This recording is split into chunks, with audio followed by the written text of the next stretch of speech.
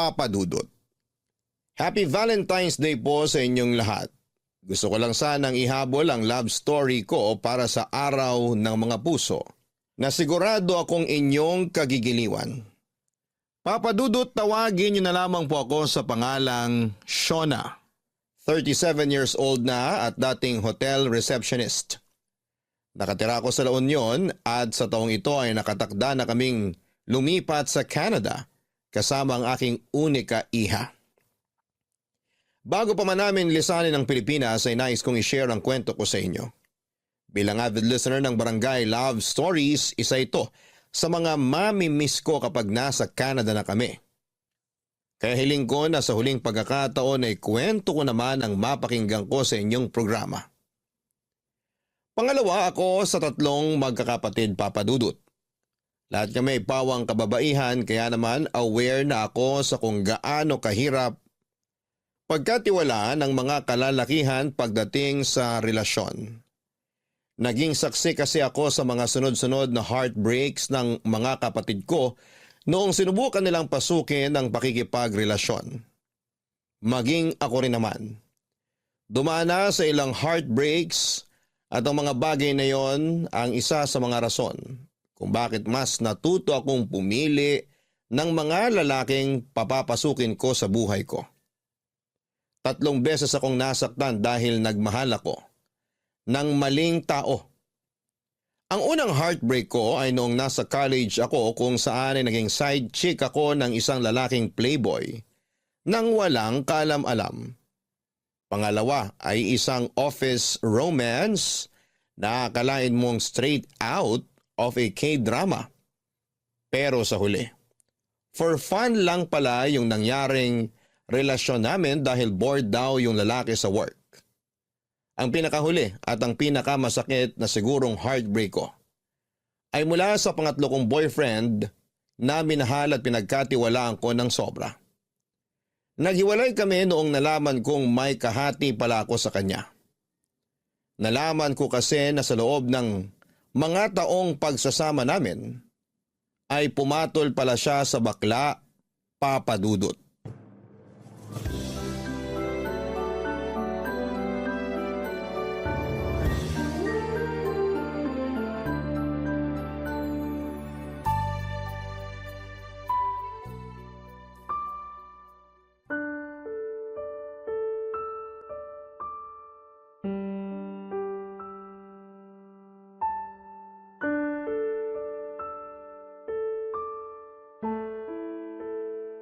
Shona, okay ka lang?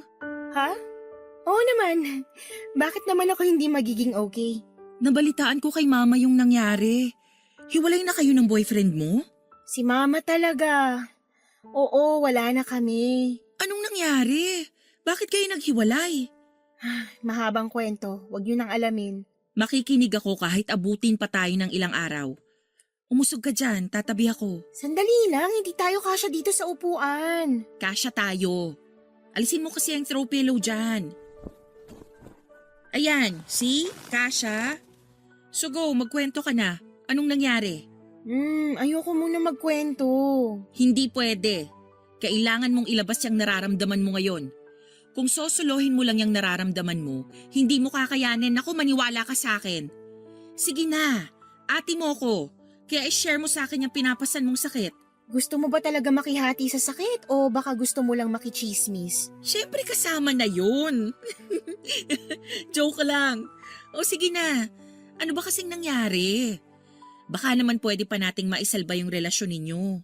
Hindi na pwedeng isalvage tong relasyon namin. Sirang-sira na yung tiwala ko sa kanya at kahit ano pang gawin niya, hindi na mabubuo ulit yung tiwalang yun. Bakit? Nagloko ba siya? May ibang babae ba siya? May iba na siya, pero hindi babae. O ano? Lalaki? May ibang lalaki yung boyfriend mo?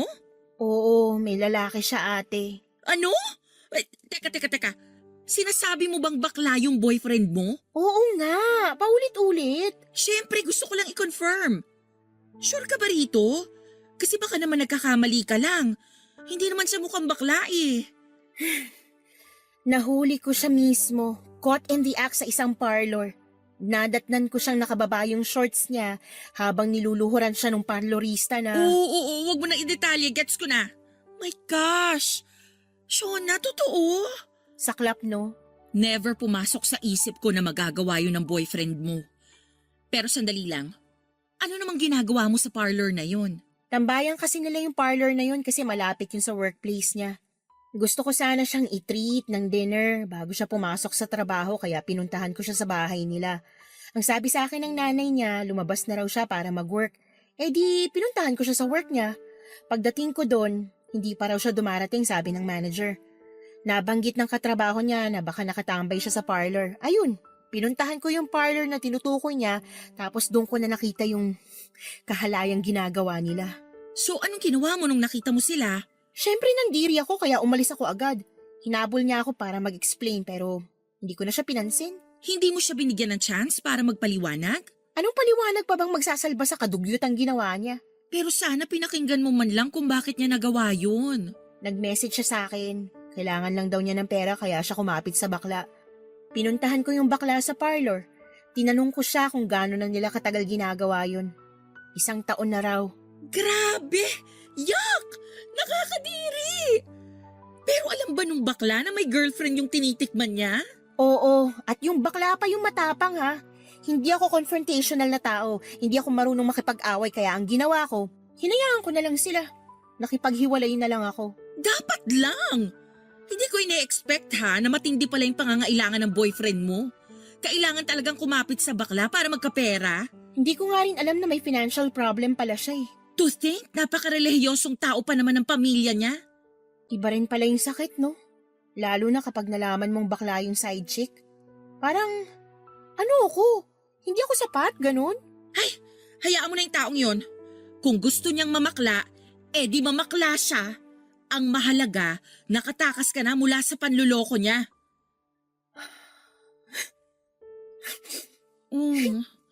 Sige, iyak mo lang yan. Ang hirap maloko. Parang wala lang sa kanya yung 5 years na pinagsamahan namin. Ganun lang kasimple yun para sa kanya. Kaya niyang sirain yung relasyon namin para lang sa pera. Kung mas mahalaga ang pera para sa kanya kesa sa'yo, hindi kanya deserve. Masakit pero ang mahalaga ngayon, wala nang taong nanluloko sa'yo. Mahirap tanggapin na natapos bigla yung 5 years ng pagsasama nyo. Pero it's for the better, maniwala ka.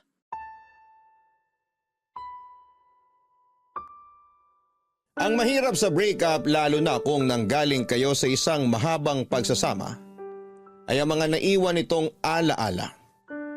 Hindi masakit na hiwalay na kayo, masakit dahil patuloy mong naaalala ang masasayang memories na pinagsamahan ninyong dalawa. Katulad na lamang nung huli kong ex. Matagal bago ako nakamove on mula sa kanya at siya ang may tuturing kong pinakamasakit na hiwalay ang nangyari sa akin. Dahil nagkaroon na kasi kami ng daily routine. Nagtatrabaho siya bilang graveyard shift sa isang fast food at pagkatapos ng duty nito ay lagi niya akong tinatawagan sa umaga para gisingin ako. For the past years, siya ang nagsilbing alarm clock ko. Kada linggo naman ay sinasama niya ako sa church nila para makiservice dahil anak siya ng isang church worker. Siya ang dahilan kung bakit mas napalapit ako sa Diyos at natutong maging relihiyoso. Sa mga importanteng araw ng buhay namin katulad ng birthday, anniversary at Valentine's Day, palagi kaming lumalabas noon para mag-food hunting ng mga bagong bukas na restaurant at mga trending na kainan. Gumagawa pa nga kami ng sarili naming reaction video at food review for our own consumption. Sa loob ng 5 taon ay naging parte na ng bawat araw ko ang ex kong yon. Bawat lugar, bawat gawain, pati bawat meme sa Facebook ay meron akong alaala niya. Sa pagkawala niya ay hindi ko na alam tuloy kung papaano ko pa ipagpapatuloy ang mga susunod na araw ko na wala siya. Maraming natapos na routine ko noong naghiwalay kami at isa yon sa mga bagay na nami-miss kong gawin, Papa Dudut.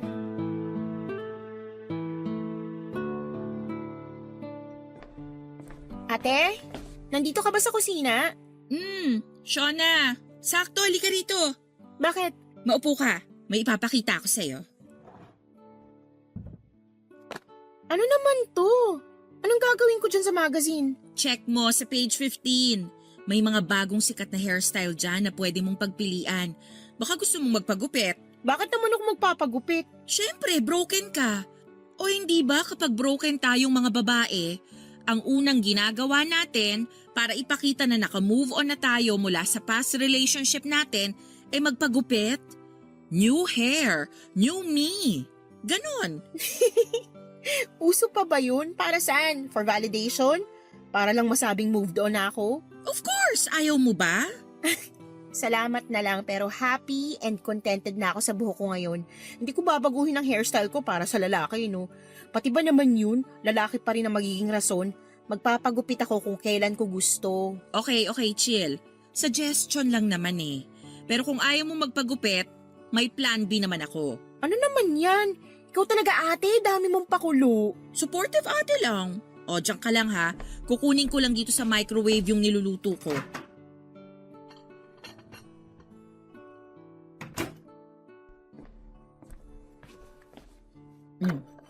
Ayan. Big Mac? Oo.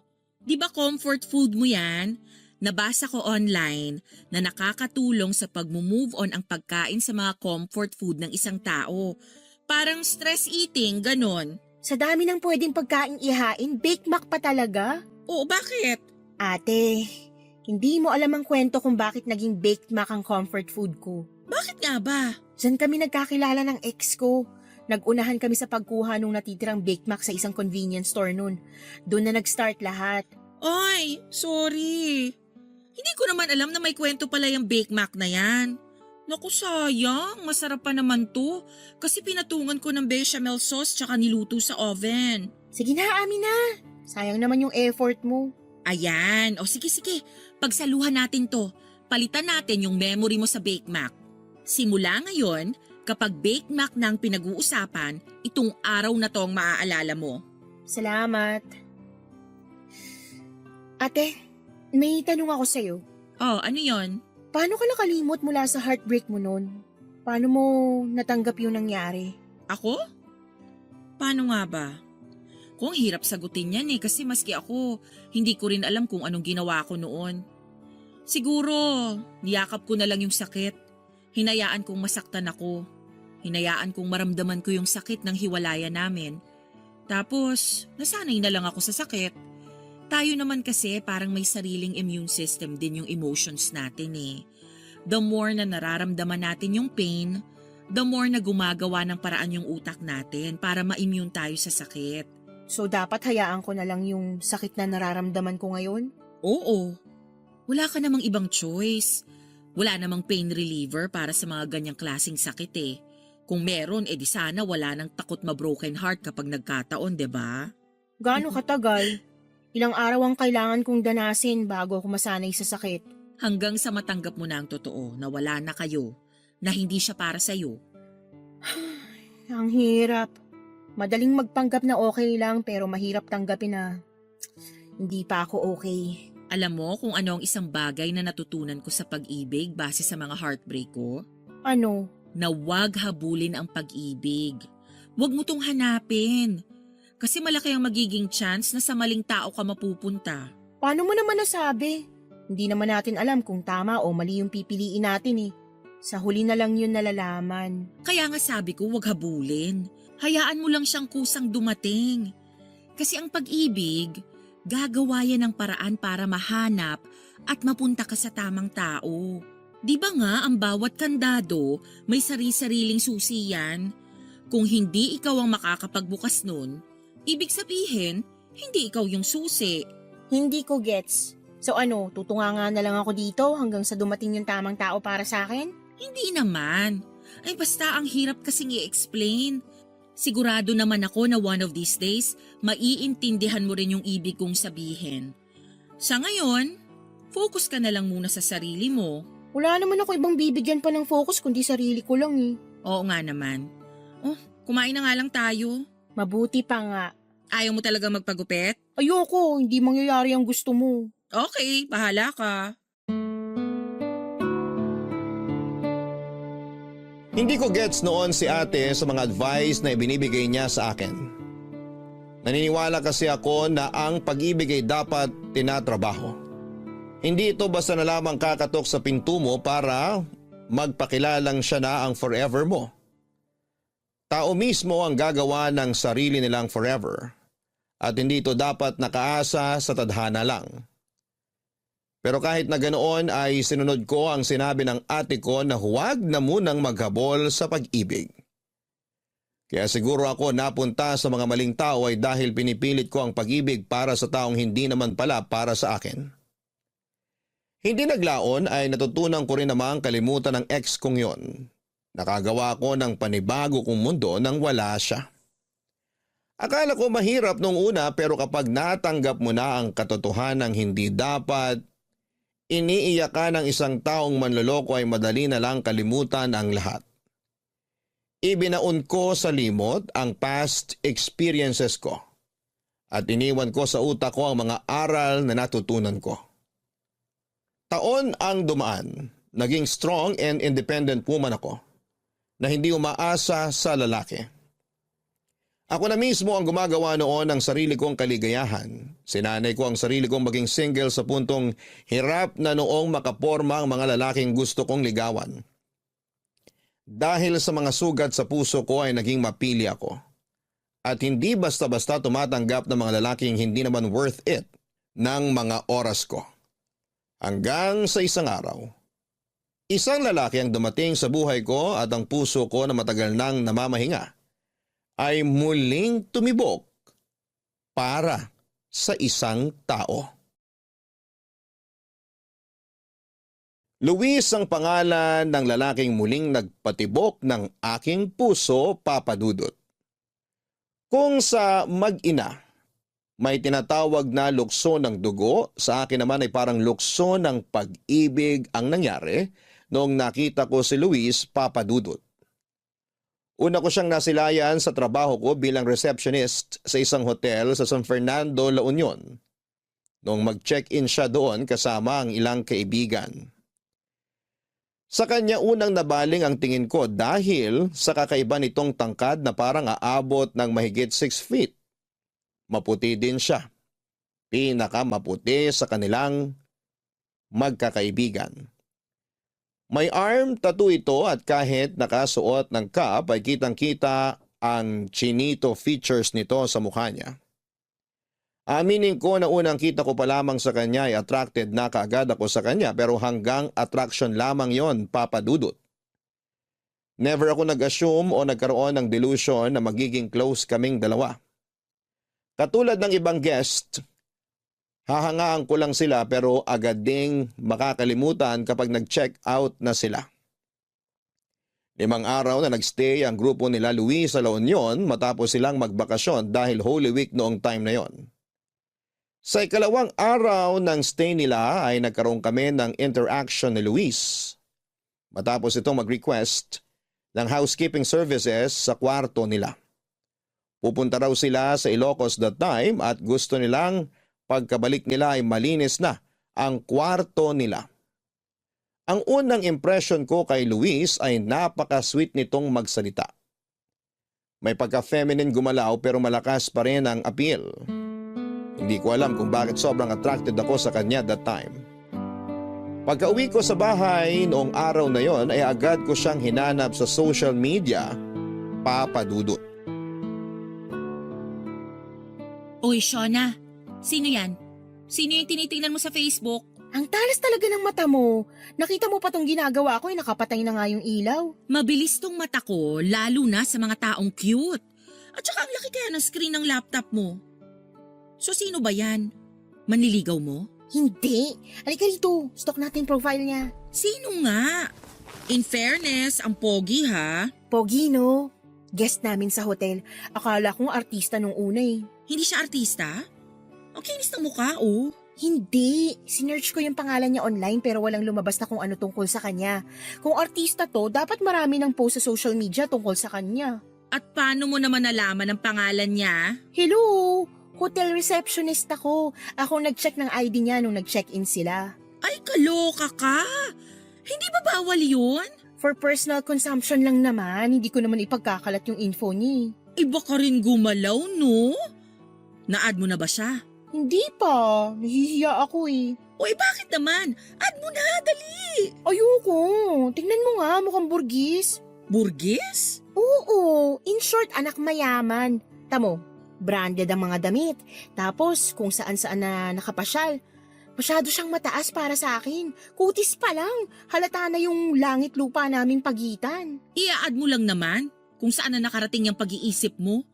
Paano mo naman nasabing burgis yan? Patingin nga. Tingnan mo to.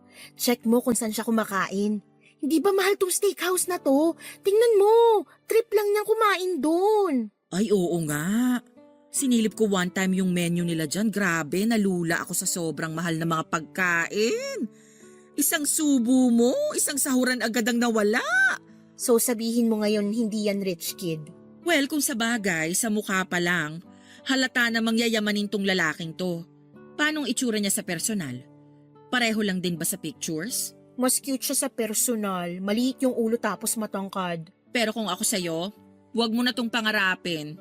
Parang malabo kayong magkaroon ng chance oh. Kahit nga sa imagination, baka mahirapan pa kayo. Sira! Hindi ko naman yung pinapangarap. Na-curious lang ako sa kanya, kaya ako napastok. Pero aminin mo, umaasa ka no? Kung makapagsalita, ikaw din naman napogian sa kanya eh. Napugian lang pero hindi naman ako naging delulo agad. Ako rin naman. Asus, kunwari ka pa. Tingnan mo, may aso rin siya. Hoy, wag mong iniiba yung topic. Sinabi ko lang na may aso siya. Kita mo, pati aso yayamanin ng itsura. Pero alam mo kung sino pa yung mga mapost sa social media? Sila yung karaniwang maraming issues sa buhay. Bakit naman? Kasi ang mga mayayaman, hindi nila kailangang ipagkalat na mayaman sila. Hindi mapost yung mga taong madatong talaga. Karamihan sa mga naglipa ng rich kid dyan sa Facebook, mga social climber lang yan. Kailangan nilang mag-post for validation para ma-feed yung delusion nila na mayaman sila. Hindi naman siguro ganun si Luis. Parang legit naman na mayaman siya kasi sa pananalita pa lang, alam mong may kaya na eh. Paano ba magsalita? Konyo? Medyo. Oo, ganyan yung mga feeling rich. Pero puro lubog pala sa utang. Hindi naman yung typical na konyo na katulad sa mga palabas sa TV. Nagtatagalog din naman siya pero may mga English words lang na naisisingit. Talagang nangangatwiran ka pa para sa kanya ha? Lakas yata ng tama mo sa kanya ha? Sinasabi ko lang naman kung ano yung na-experience ko. Pero in fair, kung bet mo siya, go ako. Hindi naman kita pipigilan. Basta alalahanin mo lang yung sinabi ko. Huwag maghabol. Hindi ka aso. Oo na, as if naman may chance kami. Malay mo naman. Hindi naman nabago yung rich man, poor woman love story eh. Nangyayari din naman yun sa totoong buhay. Ano, add ko na ba? Kasasabi lang na huwag maghabol eh. Hindi naman yun paghahabol. Paano kami magkakakilala kung hindi ko siya i-add? Destiny will provide a way. Maghintay ka lang. 5 days lang talaga sila rito at nangangalahati na sila. Paubos na yung time ko. Bahala ka. Basta sinabihan na kita. Tuwing naka-duty ako ay para akong tagahanga noon na laging nakaabang sa lobby ng hotel at umaasang makikita ko ulit si Luis. Nakabantay din ako sa telepono dahil baka bigla siyang tumawag para mag-request ng kung anuman ang kailangan nila. Nag-overtime pa nga ako noon sa trabaho para lang maabangan ko ang grupo nila. Kaso nga lang sa mga sumunod na araw ay hindi ko na ulit nakita pa ang anino nito. Lagi kasi siyang nasa labas kasama ang mga kaibigan nito at saka na lamang sila umuuwi sa hotel kapag gabi na para matulog, maligo at magpahinga. Naintindihan ko naman yon dahil nasa La Union sila para mag-relax at mamasyal. Hindi para mamalagi sa hotel nila. Akala ko noon ay hindi na ulit kami magkikita ni Luis, kaya itinoon ko na lamang sa iba ang atensyon ko. Actually, nawala rin siya sa isipan ko simula noong hindi ko na siya nakita pa. Isa pa ay hectic noon ang schedule namin dahil nga sa pagdagsa ng mga turista gawa ng Holy Week. Ang hindi ko inaasahan, pagtatagpuin din pala kami muli ng panahon dahil sa huling araw nila sa kanilang bakasyon. Pauwi na ako sa trabaho ko noon at inaantay si Ate Cindy para sunduin ako. Noong nagkita ulit kami ni Luis. Umuulan noon at wala akong maparang tricycle na masasakyan kaya nagpasundo ako kay Ate Cindy. Habang nanonood ako ng video sa phone ko, isang grupo ng magkakaibigan ang dumating. Napalingon ako sa kanila dahil medyo maingay sila. Biglang tumibok ng mabilis ang puso ko noong ma-realize ko kung sino sila. Sila ang mga kaibigan ni Luis, Papa Dudut. Agad na hinanap ng mga mata ko si Luis at noong mahanap ko siya ay hindi ko maiwasang mapangiti. Sobrang cute niya kasi. Napaka-perpekto ng mukha nito at sa ang anggulo mo man siya tingnan ay pogi pa rin. Habang pinagmamasdan ko siya, ang kilig na nararamdaman ko ay napalitan ng kaba noong na-realize kong nakatingin din pala siya sa akin at naglalakad na palapit sa pwesto ko.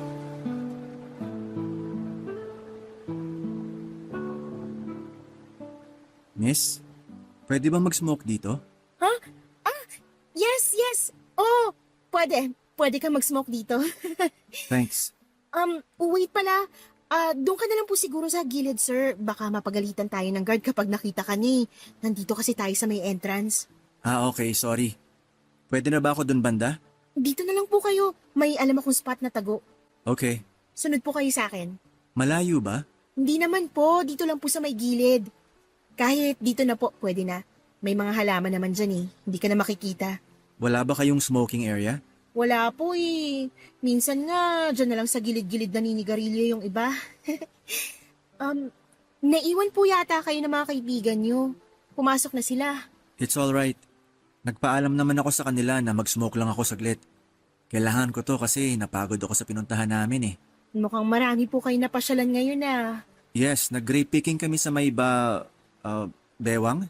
Hindi ko na maalala yung pangalan ng lugar. Sa Bawang. Opo, maraming grape farm doon. Sakto in season ng grapes ngayon. Yeah, kaso not my cup of tea. Kung ako yung masusunod, mas gusto ko mag-chill na lang sa tabi ng dagat. Ay, sana. Sa San Juan na lang kayo nagpunta. Pwede pa kayo mag-surfing doon. Yeah, dun yung unang pinuntahan namin nung first day namin dito. Kaso yung ibang friends ko gustong libutin tong buong La Union. No choice naman ako kasi iisa lang yung ride namin. Sa bagay. Mahirap nga rin namang magsulo, lalo na kung iba yung gustong gawin ng majority ng group. I know. Kaya nga mas gusto ko talaga mag-solo na lang kapag namamasyal ako. I can do whatever I want kapag mag-isa lang ako eh. Pero hindi ba malungkot kapag mag-isa ka lang na nagta-travel? Hindi naman. Kung nasanay ka na mapag-isa, hindi yun issue. Actually, mas na-enjoy ko nga yung travels ko kapag mag-isa lang ako. Walang inaantay, walang kahati sa decisions, etc. Pwede kong gawin lahat ng gusto kong gawin whenever I'm alone. May point nga naman. Pero ako kasi, masanay ako na may kasama ako, lalo na't bopols ako pagdating sa mga direksyon. May mga online maps naman. Sa panahon ngayon, mahirap nang maligaw.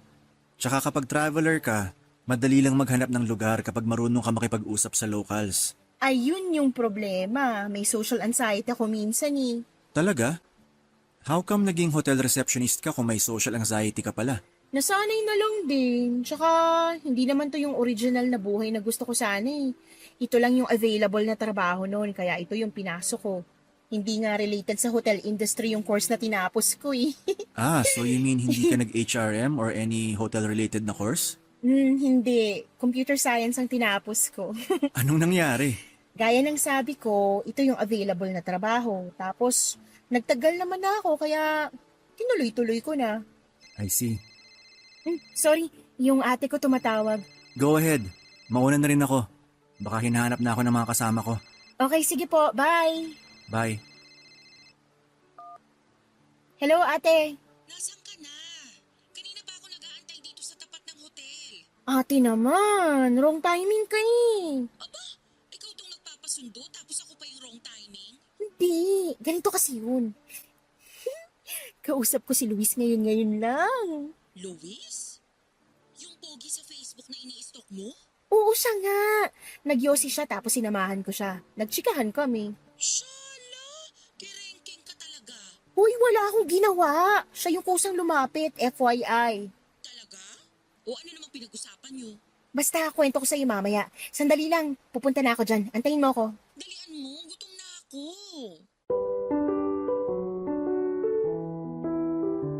Inis na inis ako ng time na yon kay Ate Cindy kasi napaka-wrong timing ng dating niya. Kung kailan napapalalim na ang kwentuhan namin ni Luis ay saka naman siya dumating para sirain ang moment namin.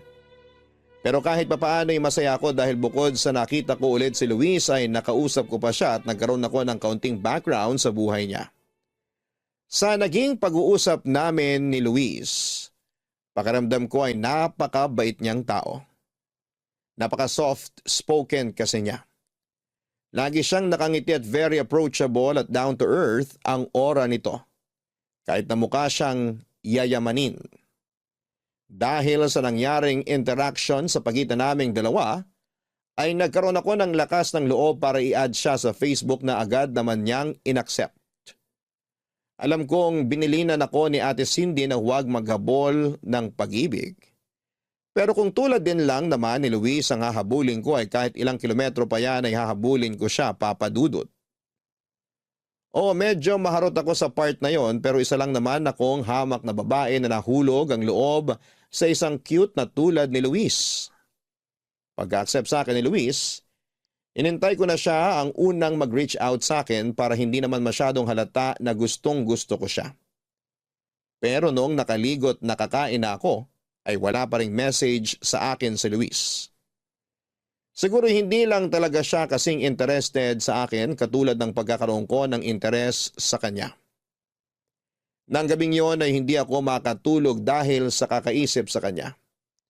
Kung ano-anong conversation starters na ang pumasok sa isipan ko. Para kung sakaling mag-message ako sa kanya ay worth it naman akong replyan niya. Pero bago pa man ako makapag-isip ng topic na i-message sa kanya ay inunahan na ako ni Luis. Halos magtatalon ako sa tuwa noong nakita ko ang notification sa phone ko kasama ang mensahe nitong hi. Papadudod sa Facebook nagpatuloy ang ugnayan namin ni Luis. Noong gabing yon ay magdamag kaming nagkwentuhan sa kung ano-anong topic na pwedeng mapag-usapan. Pumasok tuloy ako sa trabaho noong araw na yon ng puyat at walang tulog. During shift ay matyaga akong inintay na makita ulit si Luis kaso'y nalungkot ako noong nalaman kong nag-early check out na pala ang grupo nila. At umalis na nang hindi ko man lang namamalayan. Agad ko siyang minessage para itanong kung anong nangyari dahil akala ko ay mag-i-extend pa sila ng 2 pang araw. Gabi na noong natanggap ko ang reply sa akin ni Luis at tumingi siya ng tawa dahil hindi na siya nakapagpaalam. Kadarating lang daw nila sa Manila that time kaya siya late nakapag-reply.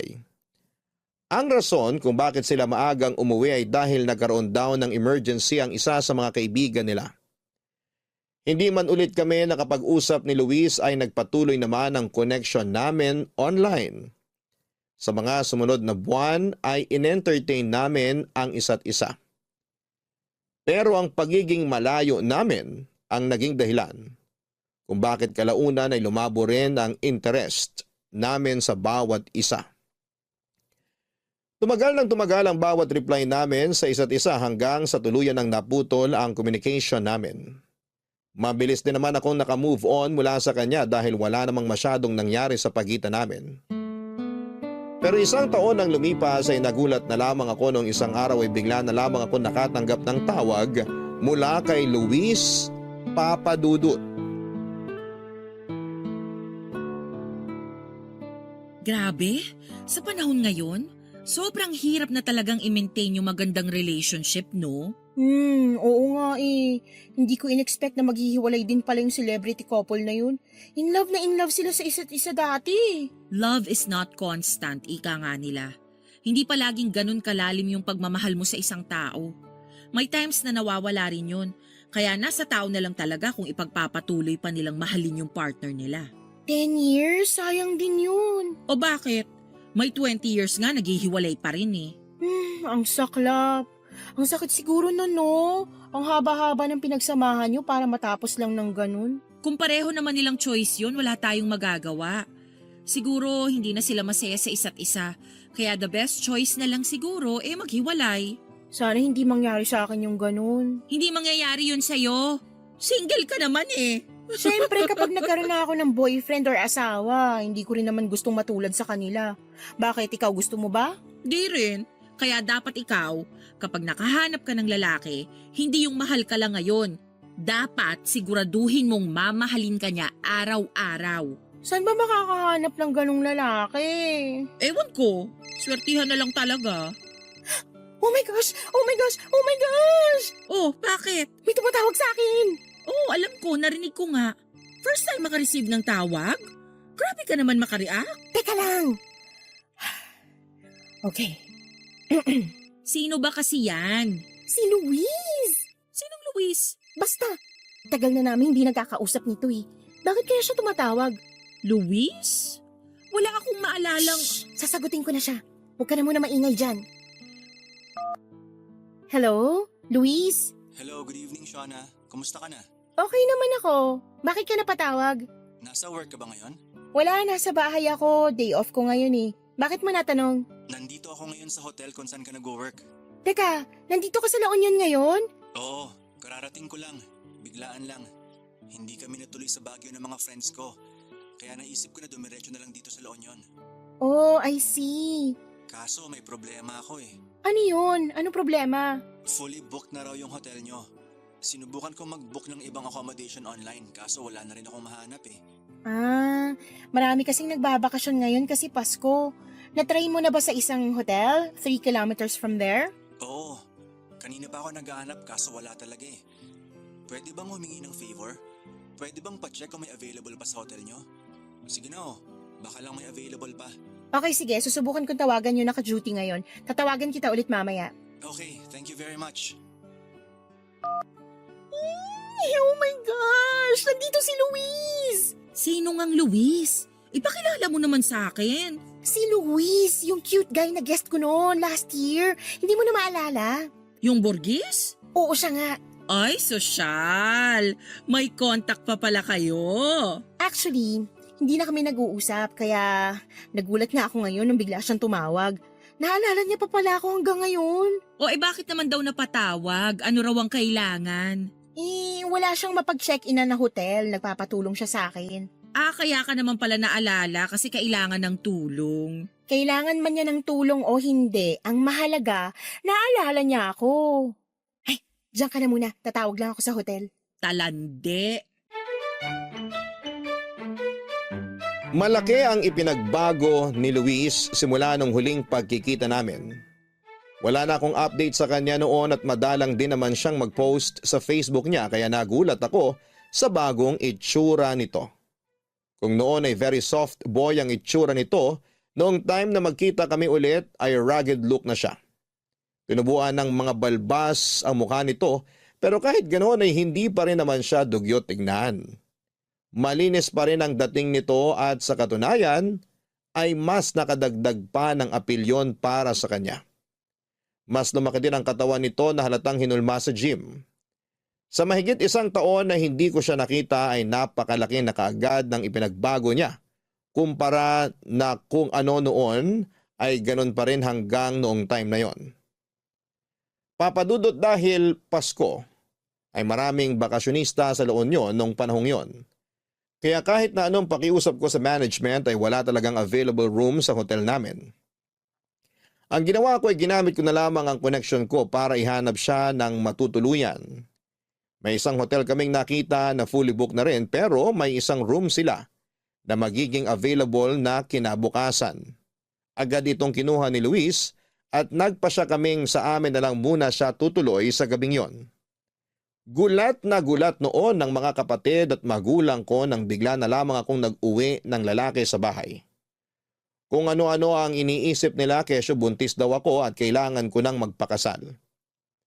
Mabuti na lamang at inexplain din namin kaagad ang sitwasyon at naalala din ni Ate Cindy kung sino si Luis matapos ko siyang ipakilala. Nang gabing yon ay nagaya si Luis na kumain sa labas para pasalamatan ako sa ginawa kong pagtulong sa kanya. Pagkatapos namin kumain ay nagpunta kami sa tabing dagat para magpahangin.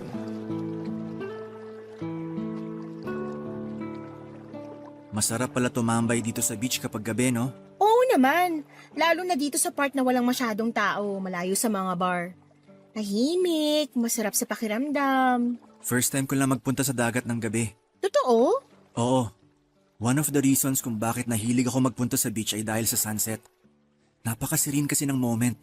Lalo na kapag golden hour na. Yung papalubog na yung araw. Oo, maganda nga yun. Isa yan sa mga bagay na sinuwerte kami dito sa La Union. Araw-araw naming nakikita yung paglubog ng araw. Nakakainggit ka nga eh. Sa Manila kasi, sa sobrang dami ng buildings, pahirapan tuloy makapanood ng sunset. Unless maghanap ka talaga ng lugar, which is hindi ko na nagagawa dahil nga busy din naman ako sa buhay. Kaya ka lagi nagpupunta dito sa LU. Oo. Palawan, Boracay, El Nido. Marami na ako napuntahan. Pero hindi ko alam kung bakit may lugar na sa puso ko tong San Juan Beach. Siguro dahil marami na rin akong memory sa lugar na to. Ako? Ito pa lang yung beach na napuntahan ko. Talaga? Oo, maliban na lang sa 100 Islands nung 3 years old pa lang ako. Hindi ka pa ba nakakalabas ng La Union? Nakalabas na. Marami na rin naman ako napasyalang lugar pero kapag namamasyal kasi ako, nagpupunta ako sa mga lugar na hindi ko pa naranasan o hindi ko araw-araw na nakikita. Sanay na ako sa bundok at dagat dito sa LU eh. Ba't pa ako lalabas para lang mamundok o magpunta ulit sa dagat, 'di ba? Oo nga naman. Alam mo kung bakit mas na-appreciate kong dagat kapag gabi? Bakit?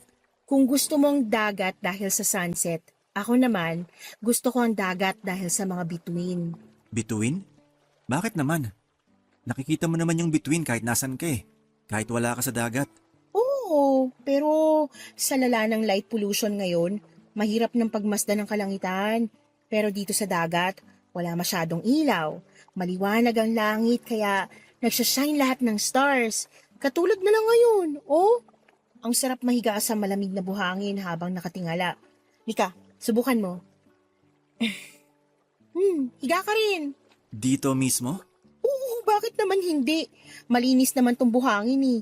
Lika, try mong humiga. Tingnan mo, masarap sa pakiramdam. Okay. Ano pakiramdam? Wow. Sabi sa'yo eh. Bigla ko tuloy na miss yung family ko. May core memory ako ng ganito eh. Nakikita mo yung tatlong magkakatabing stars doon? Saan?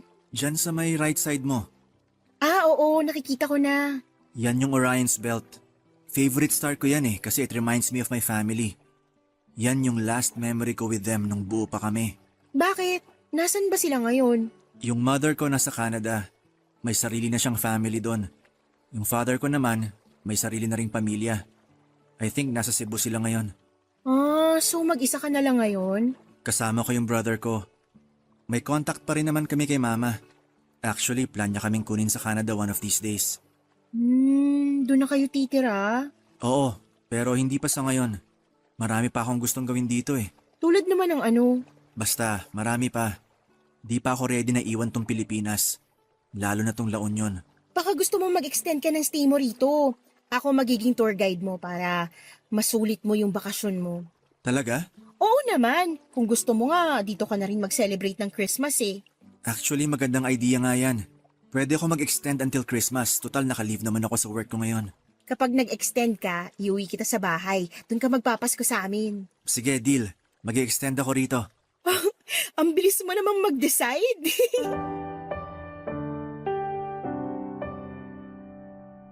Ako ang nakasama ni Luis sa naging Christmas vacation nito. Nakipag-usap pa ako noon sa mga katrabaho ko para makipagpalitan ako ng schedule para lamang mapagbigyan ko si Luis at para na rin may pasyal ko siya sa buong La Union.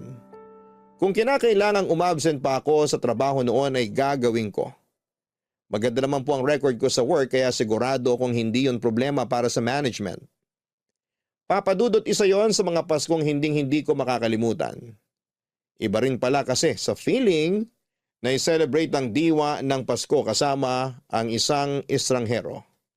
Sa pamamagitan noon ay nakapag-open up ako kay Luis without judgment. Nakakapagsabi ako ng opinyon ko nang hindi nabibigyan ng mali siya. Bukod doon ay nalibre pa ako ng pagkain at nakapamasyal. Good listener si Luis, pero marunong din siyang magbigay ng saloobin nang hindi nakakainsulto, lalo na kung magkaiba kami ng opinyon.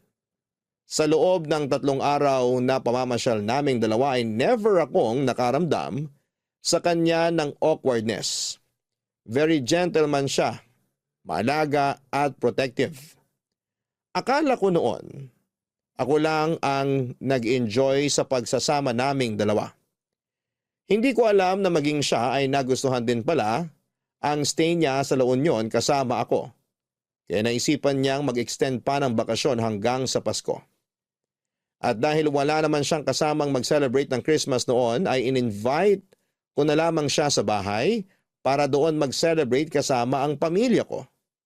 Doon na niya nakabanding ang mga magulang at kapatid ko, Papa Dudut. Umuwi si Luis bago ang New Year. Pero kahit magkalayo ay nanatili ang communication naming dalawa sa mga sumunod pang buwan. Hanggang sa ang pagkakaibigan naming dalawa ay na-develop sa pag-iibigan. Hindi na lang attraction ang naramdaman ko sa kanya noon dahil cute siya. Kundi may feelings na rin itong kasama dahil sa napakaganda nitong personality. Hindi siguro kayo maniniwala, Papa Dudut, pero ako po ang unang nag-confess kay Luis ng pagmamahal ko sa kanya. Pinag-usapan naming dalawa kung gaano ba kami kaseryoso sa nararamdaman namin para sa isa't isa.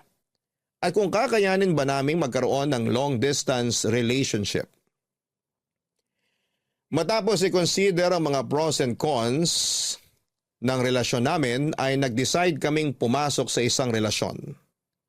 Mahirap ang magkaroon ng LDR boyfriend dahil hindi ka makakatanggap ng update sa buhay niya unless siya mismo ang mag-update sa'yo. Pero sa kaso ni Luis, spoiled na spoiled ako sa mga update. Oras-oras ay nagme-message siya sa akin na mga ganap niya at doon ko lang na-realize na napaka-busy pala niyang tao. Maya't maya ang mga pinupuntahan niyang events, work-related man o for personal reasons. Minsan kapag nakakapag-leave ako ay bumibisita kay Luis sa Maynila. Usually kapag nasa Manila ay 2 lamang kami na magkasama. Lahat ay nakaschedule na lakad niya kasama ang kaibigan niya ay kinakancel niya. Para sa akin kaya wala rin akong chance noon na kilalanin ang mga friends niya. Maliban sa mga importanteng tao talaga. Karaniwan si Luis ang nagpupunta sa La Union para bisitahin ako. Mahilig kasi siya sa dagat at ang dagat sa San Juan ang isa sa mga pinaka-paborito niyang lugar.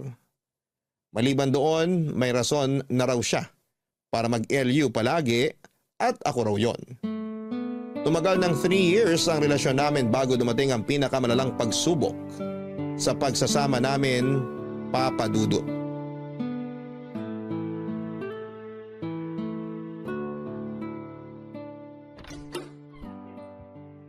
Shona! Sa wakas nakauwi ka na! Kanina pa kita hinihintay. Hindi ka man lang nag-reply sa mga message ko. But empty yung phone eh. Naiwan ko yung power bank ko kaninang umaga. Bakit? Ano bang meron? Huwag kang magugulat sa ipapakita ko sa'yo ha. May sinend kasi sa aking video yung kaibigan ko. Anong video? Video ni Luis. Luis? Anong klaseng video? Mas maganda kung panoorin mo na lang. Halika rito. Patingin nga. Play mo na. Familiar ba yung lalaking nakaitim? Si Luis yan, di ba? Hindi ko sure. Si Luis yan. Hawig na hawig niya oh. Bakit kanya siya sumayaw? Parang bakla. Kanino ba galing tong video na to? Sandali lang. May mas grabe pa dyan. Antayin mo. Ayan na. Hinahalikan niya yung kasayaw niyang lalaki. Hindi. Hindi si Luis yan. Baka naman kamukha lang niya yan. Imposibleng si Luis yan. Kahit sa ang anggulo mo tignan, si Luis yung nasa video. Nakita mo ba kung paano siya gumalaw? Daig pa niya yung babae kung gumiling. Grabe makatwork! Sobrang wild! Hindi siya yan. Paano mo mapapatunayan na si Luis yan? Shona, ikaw ang girlfriend ni Luis.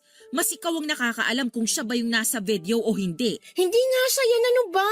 Mas magaling ka pa sa akin eh. O huwag kang magalit sa akin. Tinutulungan lang kita para hindi na ulit masaktan yung puso mo. So anong gusto mong palabasin? Na bakla si Luis? Ano ba yung nakita mo sa video? May kasayaw siyang lalaki, di ba? Mas malambot pa sa sex bomb yung katawan niya kung sumayaw. Ang malala, hinalikan pa niya yung kasayaw niya sa harap mismo ng mga tao. Ano sa tingin mo, hindi ba bakla yung ganung asta?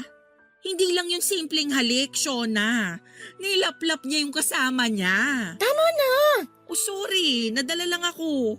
Hindi ko rin naman inaasahan na ganun pala yung boyfriend mo eh. Saan mo nakuha yung video na yan? Sinento sa akin ng kaibigan ko nung college. Naging kaibigan daw niya si Luis nung nasa Maynila pa lang sila. Nagkakilala sila sa bar. O hindi ba mahilig din mag-bar si Luis? Hoy, Shona! Sandali, nag-iisip ako. Pinoproseso pa ng utak ko yung napanood ko. Kung gusto mo, ikaw na lang mismo makipag-usap sa kaibigan kong yon. Kaya raw niyang magbigay ng pruweba na si Luis nga yung nasa video. Bakla ang boyfriend ko? Bakit? Anong klaseng trip to? Pinaglalaroan ba ako ng tadhana? Binigyan ako ng ex na namamakla tapos ngayon, boyfriend na bakla? Siguro mas makakabuti kung si Luis na lang mismo ang kausapin mo tungkol dyan. Mas maganda yung maliwanagan ka. Kung totoo mang bakla siya, bakit ngayon ko lang nalaman? Paano niya naitago yun sa akin? Eh hindi naman kasi ganun kadaling malaman ang sexualidad ng isang tao eh. Masyadong komplikadong bagay na yan. Kasi ang sexuality, hindi naman yan black and white lang. Kaya nga rainbow ang kulay nila, di ba? Kaya nga LGBTQIA+ ang tawag sa komunidad nila dahil maraming klase yan. At kung ano man si Luis sa mga letrang yan, yun ang dapat mong alamin. May mga bakla na halata, may mga bakla na hindi mo aakalaing bakla. Nasa kanya-kanyang gender expression nila yan. Pero kitang-kita sa video kung anong klase siyang bakla. Mas malandi pa siyang sumayaw kaysa sa akin eh. Ibig bang sabihin nung nagpapanggap lang siya sa loob ng mahigit 3 taon na pagsasama namin? Isang video lang yung napanood natin. Katulad nga ng sinabi ko, mas mabuting siya na lang ang kausapin mo mismo tungkol dyan. Tsaka para na rin sa... O teka, saan ka pupunta? Sa kwarto. Hindi nagpa-function ang utak ko ngayon. Gusto ko na lang muna mapag-isa. Nandito lang ako kung gusto mo nang makakausap.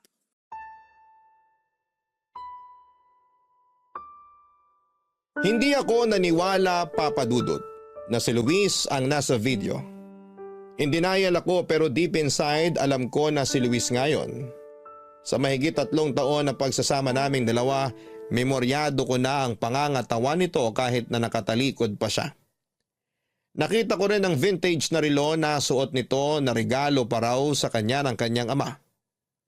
Lumubog ang puso ko noong nakita ko ang video. Alam kong siya yon pero ayaw itong tanggapin ng puso ko. Sobrang nalito ako that time. Hindi ko na alam kung ano ang iisipin ko dahil sa video. Ayoko mang aminin pero iba ang Luis na boyfriend ko sa Luis na nakita ko sa video. Sinasabi ng utak ko na bading si Luis pero ayaw itong tanggapin ng puso ko. Gusto ko siyang bigyan ng benefit of the doubt. Kaya ako mismo ang gumawa ng investigasyon. Ang una kong ginawa ay kinausap ko ang kaibigan ni Ate Cindy na nagmamay-ari ng video. Nakita raw niya ang pamilyar na mukha sa post ni Ate Cindy sa Facebook noong nagkaroon kami ng family picture kasama si Luis. Tinanong niya kung sino yon at noong ipinakilala siya ni Ate, ay na-realize nito na siya rin ang Luis na naging kaibigan niya noon sa Maynila. Dati raw nakatira sa Manila ang kaibigan niyang yon. Nakilala niya si Luis sa isang bar na catered para sa mga LGBTQ+ community. Nakabuo sila ng sariling circle of friends within the community. Para patunayan ang mga sinasabi nito ay nagpakita pa nga siya ng mga pictures nilang dalawa na magkasama. Pero ang sabi ng kaibigan ni Ate Cindy ay matagal na raw yung mga video at pictures na yon. 3 to 4 years ago na raw ang mga kuhang yon. At since then ay wala na siyang balita kay Luis dahil bumalik na siya sa La Union para doon tumira. Hindi ko ma-explain kung ano ang naramdaman ko ng mga time na yon matapos kong makumpirma ang lahat. Sobrang nag-overthink ako ng malala sa puntong wala na akong ibang ginawa kundi ang umiyak. Isinend ko kay Luis ang pictures at videos na galing sa kaibigan ni ate. Saka ko pinatay ang phone ko. Barangay Nang Love gabing yun Stories. ay nakatulog Barangay ako na Love basa Stories. ng luha ang unan ko.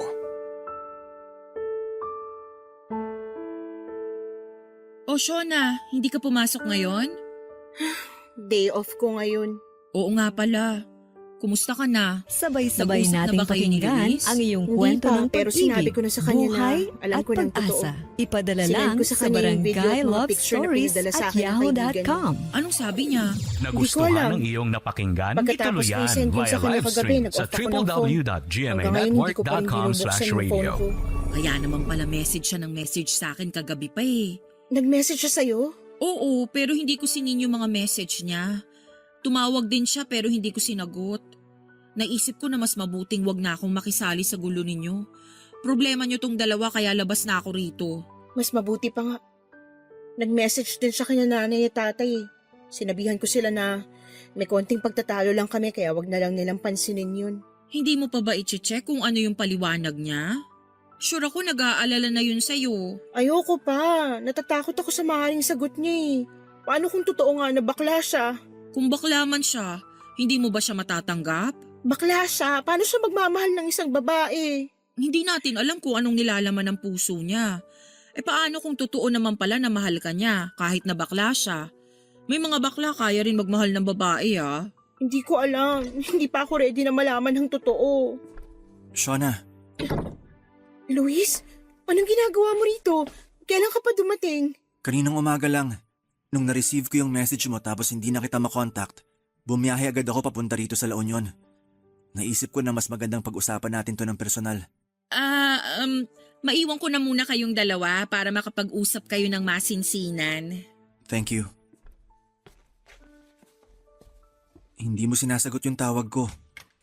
Nakapatay yung phone ko.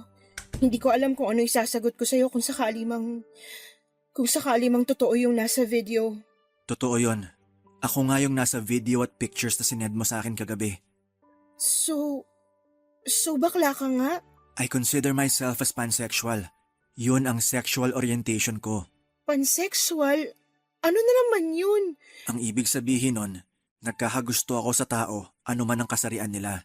Pero paano yun? Paano nangyari yun? Shona, hindi ako nakabase sa gender ng isang tao. Hindi naman yung gender nila yung minamahal ko kundi yung tao mismo. Whether babae ka man, lalaki, lesbian, trans, kung gusto kita, gusto kita. At ngayon, ikaw yung gusto ko. Ikaw yung mahal ko. Yung lalaki sa video na hinalikan mo, nakarelasyon mo rin ba siya?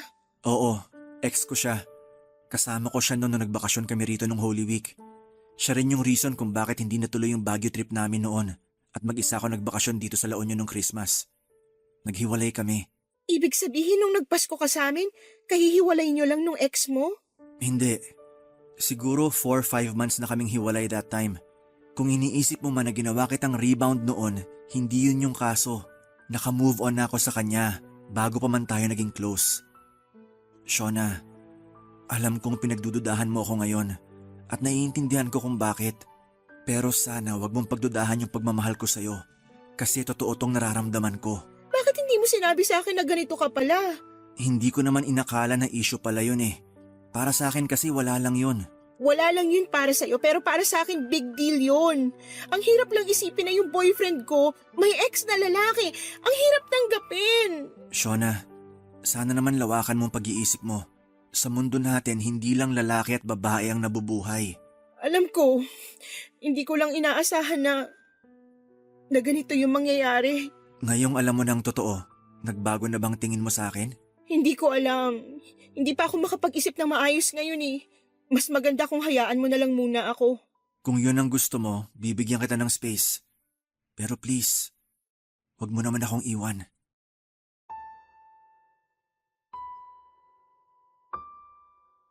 Bumalik sa Maynila si Luis nang hindi naaayos ang pagkakaintindihan naming dalawa.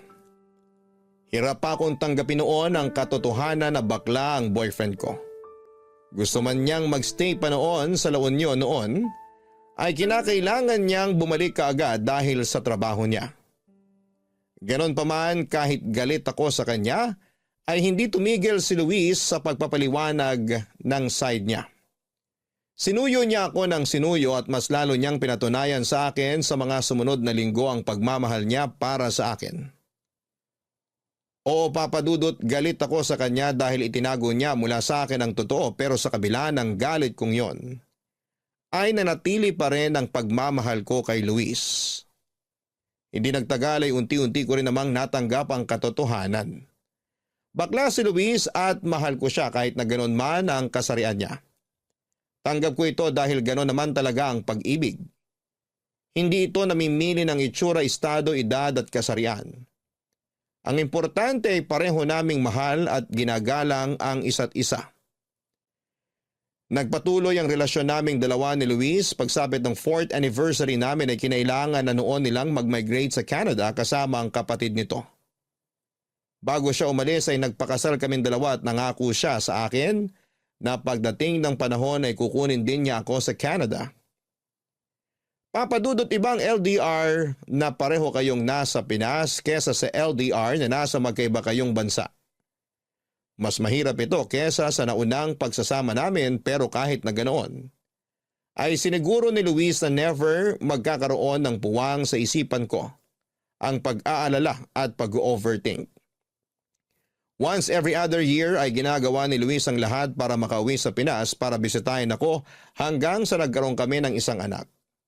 Ngayong taong ito ay nakatakda na rin kaming umalis ng Pinas para tumira sa Canada kasama ang asawa ko, Papa Dudut.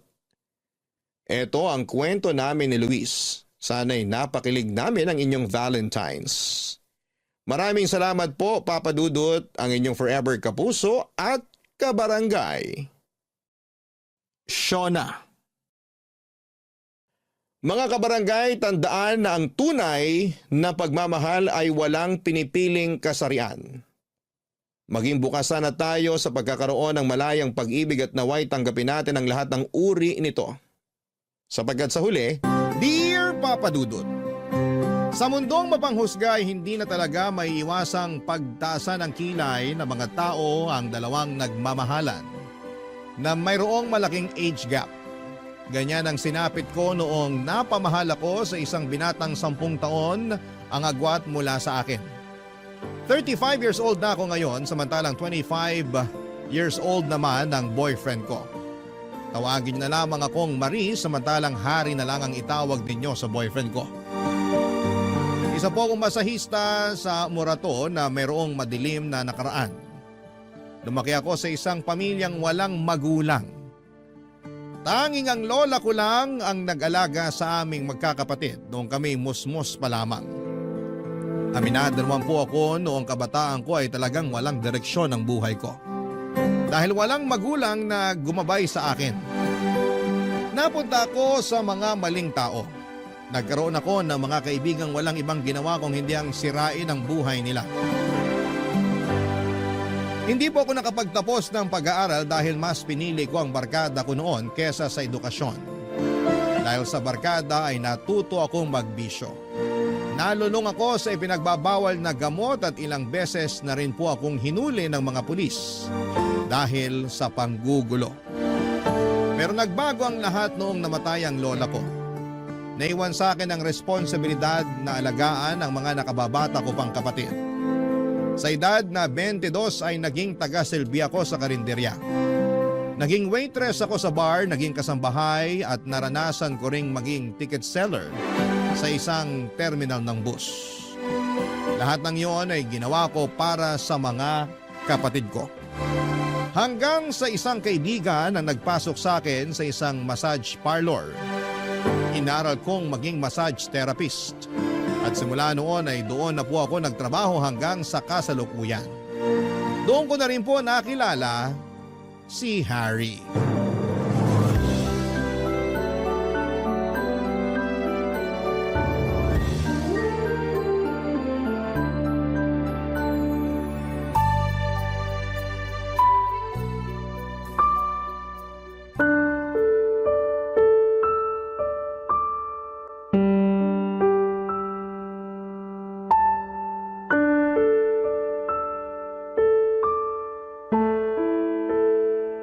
Sir? Sir? Hala, tulog na yata. Sir, tapos na po tayo. Tapos na ba? Opo, sir. 1 oras na ba yon? Opo, nakatulog kasi kayo kaya hindi nyo na namalayan yung oras. Sarap kasi ng hagod mo eh. Ano nang sunod? Sunod. Pwede na po kayo magbihis. Nandito po yung damit nyo. Ha? Magbibihis na? Hindi ba pagkatapos ng masahe may ginagawa pa? Ano pong ginagawa? Yung happy ending? Happy ending? Walang ganun dito. Ang bastos nyo naman. Ha? Sabi kasi ng kasama ko, sorry, akala ko kasi Hindi kami nag-extra service kung yun pong iniisip nyo. Magandang reputasyon ng spa namin. Extra service? Hindi, sorry. Nagkaroon lang siguro ng misunderstanding. Misunderstanding daw. Ang sabihin nyo, manyak kayo, manyak. Nagpunta kayo rito para magpamasahe, hindi para mangmanyak ng therapist. Hindi naman sa ganun. Ganito kasi yung nangyari. Sandali lang Mag-i-explain ako. Hindi ako manyak, okay? Nilibre lang ako ng kasama ko rito kasi birthday ko nung nakaraan. Ang sabi niya, may ganon. May parang happy ending daw kayo rito. Ay hindi, walang ganon. Makakaalis na po kayo. Ang sungit mo naman. Ako pa yung masungit ikaw tong manyak. Kahit hindi nyo na ako bigyan ng tip, basta umalis na kayo rito. Oo, eto na. Aalis na ako. Asan yung damit ko? Ayan, magbihis ka na para makaalis ka na rito. Salamat. Teka, aalis ka na? Oo, lalabas na ako. Baka kung ano pang gawin nyo sa akin dito. Sandali lang. Miss naman. Hindi ako ganong tao. Hindi ako manyakis. Kung ano man yung sinabi ko kanina, kalimutan mo na yon. Ikaw siguro yung klase ng tao na laging nagpupunta sa iba't ibang spa para lang maghanap ng extra service, no? Ganon ka na ba katigang? Hindi First time ko nga magpamasahe eh. Ngayon lang ako nakapasok sa massage parlor. Paano mo nalaman yung tungkol sa extra service kung hindi mo pala ginagawa yun? Nasabi lang yun ng kaibigan ko. Hindi ko nga alam kung anong ibig sabihin ng happy ending eh. Basta ang sabi lang sa akin ng kaibigan ko, pagkatapos ng masahe, may happy ending daw. Kapag hindi daw ginawa yun, itanong ko raw. Happy ending, extra service, iisa lang yun. Para yun sa mga taong gustong magpalabas ng init ng katawan at hindi yun ginagawa rito sa amin. Pasensya na, hindi ko naman alam eh. Malilintikan talaga sa akin yung kaibigan kong yun. Pinahiya pa ako. Totoo ba na hindi mo alam kung ano ibig sabihin ng happy ending? Hindi nga. Ngayon ko lang nalaman kung ano yun. Pinagtripan ka siguro. Malamang, ganun na nga talaga ang nangyari. Pasensya na talaga Dadagdagan ko na lang yung ibibigay kong tips sa'yo para kahit papano makabawi ako. Ikaw ang bahala. Pero pwede bang atin na lang yung nangyari dito? Huwag mo nang ikwento sa mga kasama mo. Nakakahiya kasi. Depende sa tip na ibibigay mo. Oo, ako nang bahala sa tip mo. Teka, nasa na ba yung bag ko? Nandun sa upuan. Sandali, kukunin ko lang yung wallet ko. Bibigyan kita ng tip. Huwag mo lang sabihin sa labas yung nangyari. Papadudot pagkatapos ng pagkikita namin yon ay hindi ko inaasahang makikita ko ulit si Harry. Sa sumunod na linggo ay bumalik siya sa massage parlor na pinagtatrabahuhan ko at nirequest ako na maging masahista ulit niya. Nung una ay umayaw ako dahil inakala kong manyakis siya pero gusto lang daw niyang bumawi kaya nagpamasahe ulit siya. At dahil matumal ang customer noong time na yon ay pumayag na lamang ako dahil sayang din ang kita at baka mapagalitan pa ako ng boss ko. Sa kabuuan ng masahe ay walang ibang ginawa si Harry kundi ang makipagkwentuhan sa akin. Hindi na siya nagsubok pa na bastusin ako. Patunay na nagsisisi na nga siya sa naunang ginawa niya. Pinatawad ko naman siya noong panahong yon, Papa Dudut, dahil kahit papaano ay nakilala ko siya ng kaunti noong nagkwento na ito tungkol sa buhay niya. Nagtatrabaho raw siya sa komisari ng isang meat shop. Laking palengke siya dahil ang dating trabaho ng kanyang ama bago ito naging OFW ay ang magkatay ng bakat baboy na ibinebenta nila sa palengke. Doon siya natuto sa iba't ibang klase ng mga karne na siya na ring naging trabaho niya kalaunan. Bago umalis sa massage parlor si Harry ay hiningi niya ang FB account ko at dahil naaaliw ako sa kanya ay ibinigay ko naman po ito. Online na namin sunod na kinilala pa ang bawat isa. Noong naging komportable na kami sa isa't isa ay inaya ko ni Harry na kumain sa labas. Noong nagkaroon ako ng day off at pinaunlakan ko naman siya, Papa Dudut.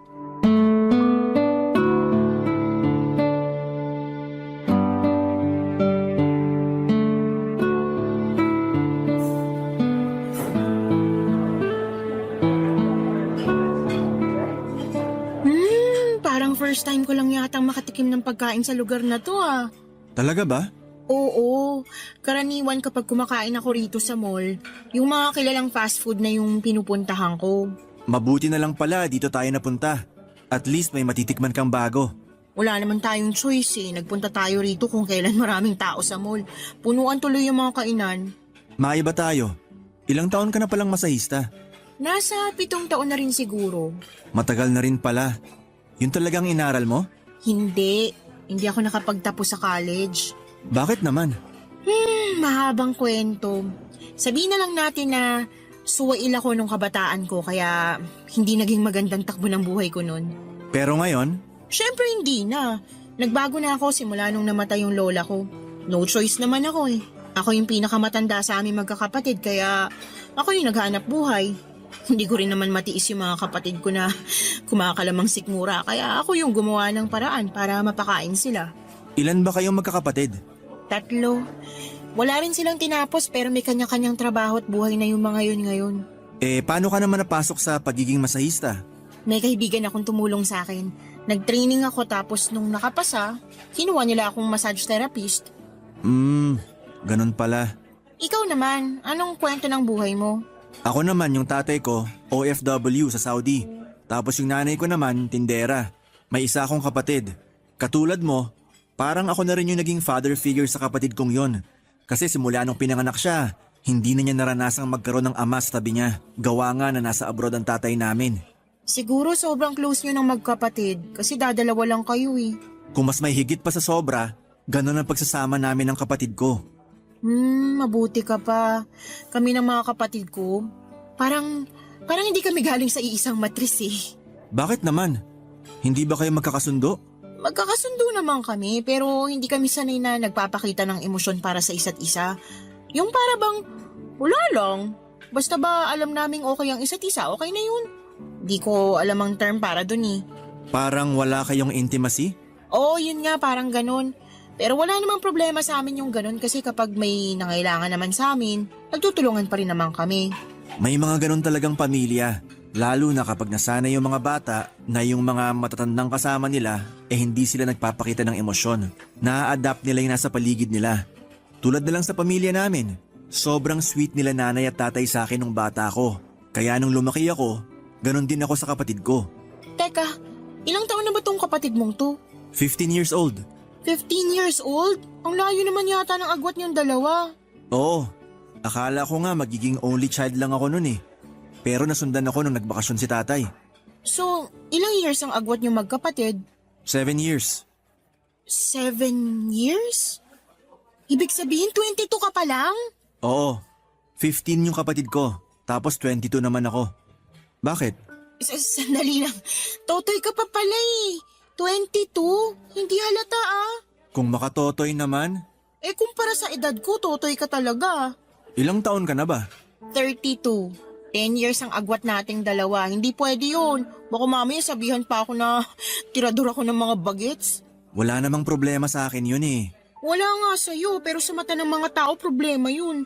Baka matawag pa akong pedophile. Hindi naman ako underage eh. Kahit na. Alam mo, pagkatapos nito, tapusin na natin to, okay? Ha? Bakit naman? Hindi tayo bagay sa isa't isa. Masyado akong matanda para sa'yo. Papadudot, sobrang na-turn off talaga ako kay Harry noong nalaman kong 22 years old pa lamang siya. Hindi ko yon inaasahan dahil mature na ang itsura niya dahil sa balbas sarado nitong mukha. Isa pa ay napaka-mature din niyang mag-isip at magsalita kaya hindi ko aakalaing totoy pala siya. Nasayangan lamang ako dahil medyo nagkakaroon na ako noon ng feelings para kay Harry. Yun nga lang dahil bata pa siya. Ayoko na mismo ang umiwas. Ayokong maging babysitter sa isang relasyon kaya hindi talaga ako pumapatol sa mga mas bata sa akin. Iniwasan ko siya ng ilang araw pero hindi nagpaawat itong si Harry. Lagi pa rin niya akong chinachat kahit na hindi ko na siya nire-replyan. Nagpupunta rin siya sa pinagtatrabahuhan ko para kausapin ako kahit na ilang beses ko na siyang pinagtabuyan. Pero dahil bata at matigas ang ulo ay hindi ako tinantana ni Harry. Nagpatuloy siya sa pangungulit sa akin, Papa Dudut, hanggang sa maging ang mga kasamahan ko sa trabaho ay naaawa na rin sa binata. Nakonsensya din naman ako sa ginagawa kong pag-iwas sa kanya kaya sa huli ay pinansin ko na rin si Harry. May kakaibang karismang dala kasi si Harry sa totoo lang. Kaya niyang paibigin ang mga tao sa paligid niya. Makulit siya pero sa parehong pagkakataon ay hindi mo siya maituturing na mas bata kesa sayo dahil kaya niyang makipagsabayan sa mas nakakatanda kesa sa kanya. Sa pagtagal, Papa Dudut, ay unti-unti ring bumigay ang puso ko para kay Harry. Hanggang sa isang araw ay naramdaman ko na lang na nahulog na ang loob ko para sa kanya. Barangay Love Stories. Barangay Love Stories. Hindi ko alam, Papa Dudut, kung nagayuma ba ako o dahil magaling lang talagang manligaw sa akin si Harry kaya niya ako napaibig. Hindi ko talaga inaasahan noon na magkakagusto ko sa kanya dahil nga sa age gap namin. May pag-aalinlangan man ay sinagot ko siya. Sa kabila ng malaking pagkakaiba ng edad naming dalawa ay hindi ko naramdaman na mas bata si Harry kesa sa akin. Matalas siyang mag-isip at napakalawak ng pangunawa niya na dinaig pa ako na mas matanda kesa sa kanya. Kaya tuloy tuwing magkasama kami ay parang kaedad ko lamang kung ituring ko siya dahil hindi ko ramdam ang pagkabata niya. OFW ang ama ni Harry na mahigit 2 dekada nang nagtatrabaho sa Saudi. Panganay siya at ang nakababatang kapatid niya ay malaki rin ang agwat ng edad niya. 7 years ang pagitan nilang dalawa at matagal bago nasundan si Harry dahil nga nasa abroad ang tatay nito. Kahit na ganoon ay sobrang close ni Harry sa kapatid niyang si Sean. Parang siya na rin kasi ang tumayong ama ng kanyang kapatid. Bilang siyang pinakamatandang lalaki sa kanilang pamilya. 7 buwan na tumagal ang relasyon naming dalawa ni Harry bago niya naisipang ipakilala ako sa nanay at kapatid nito. Noong nalaman ko ang plano niya ay umayaw ako. Natatakot kasi ako na baka hindi ako matanggap ng nanay niya. Pero naisip ko rin na darating din naman ang araw na magkakatagpo kaming dalawa kaya hindi ko na dapat patagalin pa ang kabang nararamdaman ko. Sa huli pumayag ako makipagkilala sa nanay ni Harry, Papa Dudut.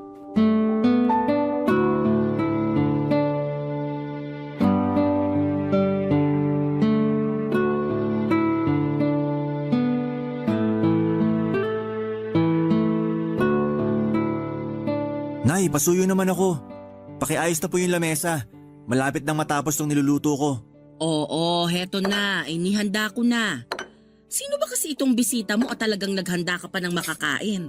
Basta, importante po tong tao na to para sa akin. Girlfriend mo ba yung darating? Nakita ko kasi nung nakaraan may ka-video call kang babae eh. Basta po, makikilala nyo na siya mamaya. Mukhang importante para sa itong bisita mo ah.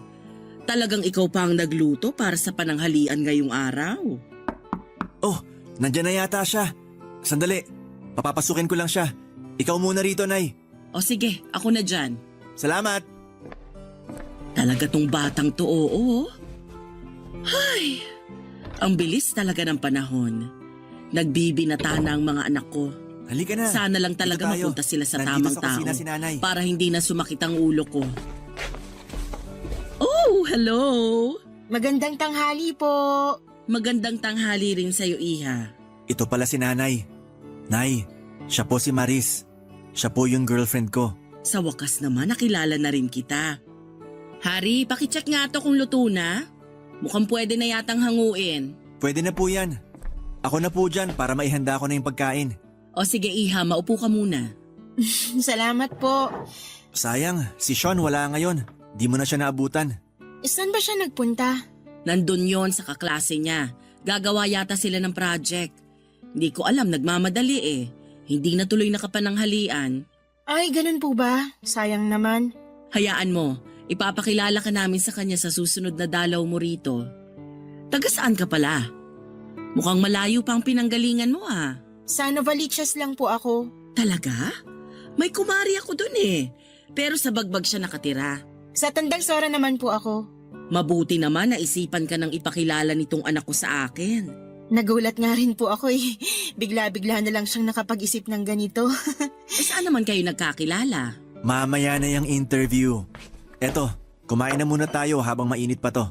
Sa parlor po kami nagkakilala. Nakakatuwa nga yung araw na yun kasi nagpamasa. Nagpamasa yung kaibigan ko. Sinamahan ko siya tapos nakita ko si Maris doon.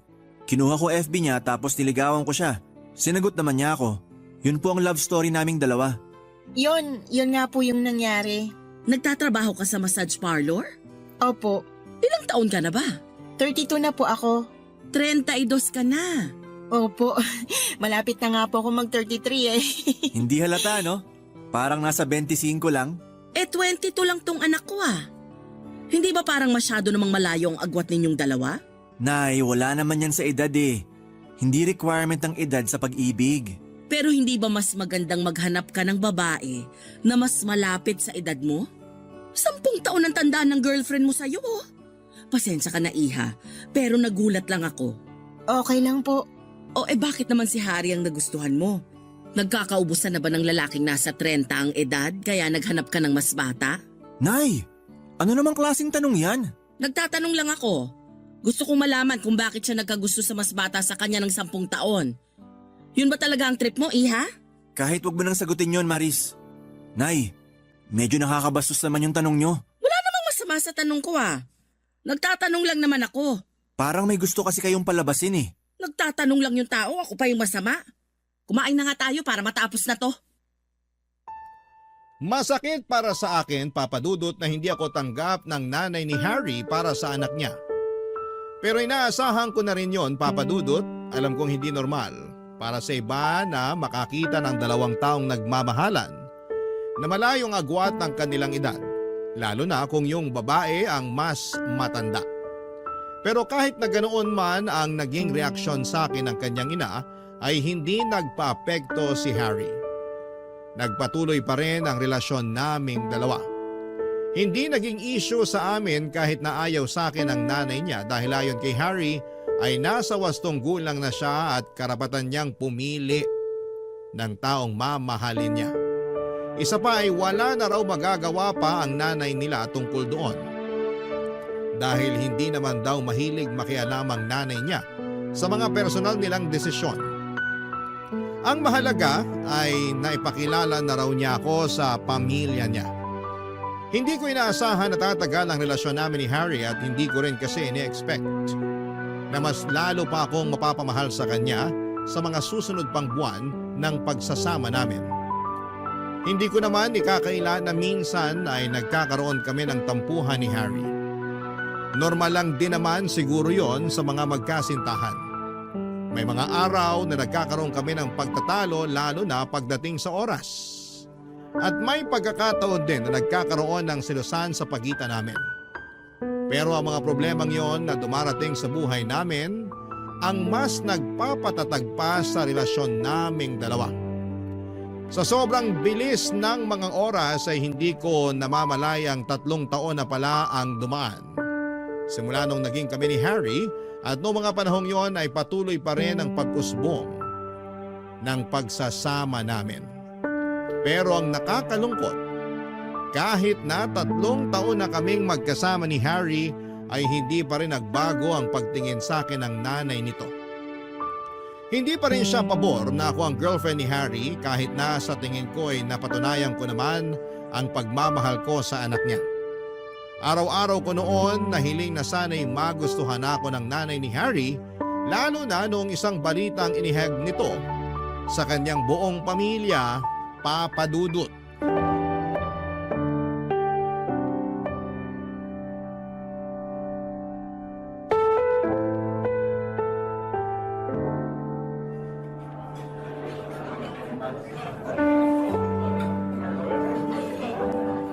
Maris, nandito ako. Hala, ikaw pala yung nakaupo rito. Hindi kita namukhaan ah. Nag-iba itsura ko, no? Umupo ka na. Salamat. Ano, bagay ba sa akin tong bagong hairstyle ko? Oo, mas gumwapo ka. Mukha ka tuloy sundalo. Bakit mo naman naisipang magpagupit ng ganyan? Kasi special tong araw na to para sa akin. Special? Bakit naman? Mamaya ko na sasabihin kapag kompleto na tayo. May inaantay ka pa? Sino pa bang makakasama natin ngayong gabi? Inimbitahan ko rin si Nanay at Sean. Talaga? Ano ba kasing meron ngayon? Bakit mo kami dinala rito? Mukhang mahal pa naman ang pagkain dito sa restaurant na to. Sakto lang naman. Swak naman sa budget. Nag-order na pala ako ng pagkain natin para maihanda na nila ng mas maaga. Napaisip tuloy ako kung anong meron ngayon. Hindi naman natin anniversary. Wala namang may birthday sa atin, hindi rin birthday ng nanay mo. Basta, Sabihin mo na, naku-curious na ako eh. mamaya na kapag nandito na sina. Oh, nandyan na pala sila oh. Nay, nandito kami. Ang gara naman pala ng lugar na to, anak. Hindi mo sinabi. Eh di sana nagsuot ako ng mas magandang damit. Sabi ko naman sa inyo kanina na eh, ayaw nyo maniwala. Yan tuloy. Maupo na po kayo. Magandang gabi po. Ano bang okasyon, Harry, at naisip mong kumain sa ganitong klaseng lugar? Sige na nga, sasabihin ko na kung bakit. Total, tanong kayo ng tanong, sasabihin ko na. Eto, Ano yan kuya? Maris, Hala, kuya, bakit ka lumuluhod? alam mo kung gaano kita kamahal. Sa ilang taong pagsasama natin, napatunayan ko sa sarili ko na ikaw na talaga yung babaeng mamahalin ko hanggang sa pagtanda ko. Hari, Kaya kung pagbibigyan mo ko, gusto sana kitang pakasalan. Will you marry me? oo, syempre oo, pakakasalan kita, Hari. Magpapakasal na kayo? Anak, masyado ka naman yatang nagmamadali. Pag-isipan mo muna to ng maigi. Nay, ilang buwan ko na tong pinaghahandaan. Alam ko sa sarili ko na ito ang gusto ko. Gusto ko nang mapangasawa si Maris. Ang bilis naman yata kuya. Oo nga, ilang taon pa lang naman kayong magkasama eh. Marami pang pwedeng mangyari. Marami pa nga. At sabay naming haharapin ang mga pangyayaring yon bilang mag-asawa. Masyado ka pang bata para magpakasal. 25 na po ako. Sa tingin ko nasa sapat na edad na ako para magpakasal. Alam ko po na marami po kayong pagdududa sa relasyon namin ni Hari, pero makakasiguro po kayong hindi mali itong gagawin namin. Mahal po namin ni Hari ang isa't isa. Kahit anong sabihin ninyo, para sa akin, masyado pa rin tong mabilis. Handa na ba kayo sa mga responsibilidad ng mag-asawa? Baka naman masyado lang kayong na-excite. Kung ako ang tatanungin dito, hindi ako pabor. Nay, suportahan niyo na lang po kami. Hindi, aalis na ako. Nay, sandali lang! Sorry kuya, pero agree ako kay nanay ngayon. Masyado pang maaga. Pati ba naman ikaw, Sean? Maiwan ko na muna kayo ha. Habulin ko lang si nanay. Wala siyang kasama pa uwi eh. Yun na nga po ang nangyari, Papa Dudut. Hiningi ni Harry ang mga kamay ko sa harapan mismo ng kanyang nanay at kapatid. Maging ako ay nagulat dahil hindi ko inaasahan na gusto na pala akong pakasalan ni Harry noong mga panahong yon. Hindi man maganda ang naging reaksyon ng nanay ni Harry sa ginawa nitong pag-propose sa akin, ay iba yung saya pa rin ang naramdaman ko. Sa katunayan ay kinilig pa nga ako dahil sa imagination ko lang naisip ang mga bagay na yon. Pero noong time na yon ay ako na mismo ang naka-experience ng sarili kong marriage proposal. Sa mga sumunod na buwan ay sinimulan naming pagplanuhan ni Harry ang pag-iisang dibdib namin. Simple lang naman ang magaganap na kasal, pero kahit gaano pa kasimple, ang kasal ay medyo magastos pa rin po ito. Kaya naman nag-offer na akong tumulong sa mga gastusin kahit na si Harry na ang umako nito sa tulong ng kanyang tatay na OFW na sa kasamaang palad ay hindi makaka-attend sa kasal namin. Una naming binuo kung sino-sino ang dadalo sa kasal. Dahil hindi naman ito magarbo ay mga espesyal na kaibigan lang ang imbitado. Naisip din namin na sa bahay na lang nila Harry gawin ang reception. Pagdating naman sa isusuot kong wedding dress ay matagal ko nang pinag-ipunan ang bagay na yon. Kaya naman ako na ang gumastos para doon. Sa kalagitnaan ng pagpaplano namin ng kasal ni Harry ay nagulat ako sa biglang pagbabago ng ugali ng nanay nito. Kung noon ay ayaw niya akong pansinin at kausapin, noong malapit ng kasal ay bigla na lamang naging malambot ang puso nito para sa akin, na siya namang ikinagulat ko ng mga panahong yon, Papa Dudut. Barangay Love Stories. Barangay Love Stories. Hindi ko alam, Papa Dudut, kung paano ko pakikitunguhan ng isang taong matagal na nagkaroon ng galit sa akin. Simula nung naging kami ni Harry ay walang ibang ipinakita sa akin ng nanay niya kundi ang pangbabastos at pagpapamukha sa akin na hindi kami bagay ng anak niya. Para bang milagro na isang umaga ay bigla na lamang siyang bumait at tinanggap ako bilang magiging manugang niya. Naisip ko na baka kinausap ni Harry ang nanay niya kaya siya nagkaroon ng chance na magbago. Awkward man noong una pero tinanggap ko na lang din ang pagbabagong yon. Pinalampas ko na lamang ang mga kasalanang ginawa niya sa nagdaang mga taon kahit na hindi siya humingi ng sorry sa akin. Hindi nga naglaon ay unti-unti rin kaming naging close ng nanay ni Harry. Nakakatuwa dahil napakarami niyang input sa kasal namin. Dahil sa kanya ay marami kaming natipid na gastusin para sa kasal.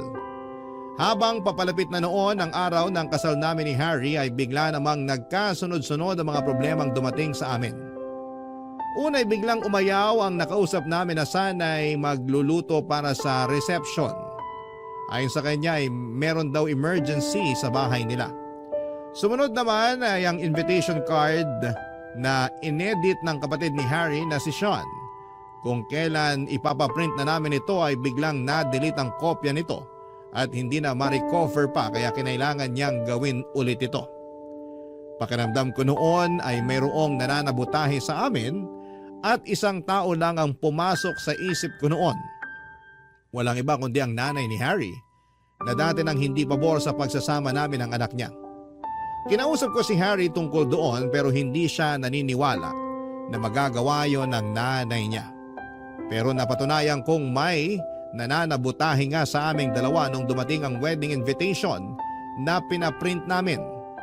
Napansin ko na mali ang date na nakasaad doon. Nagsimulang mag-init ang ulo ko at kinompronta ko ang nanay ni Harry dahil sa mga nangyari.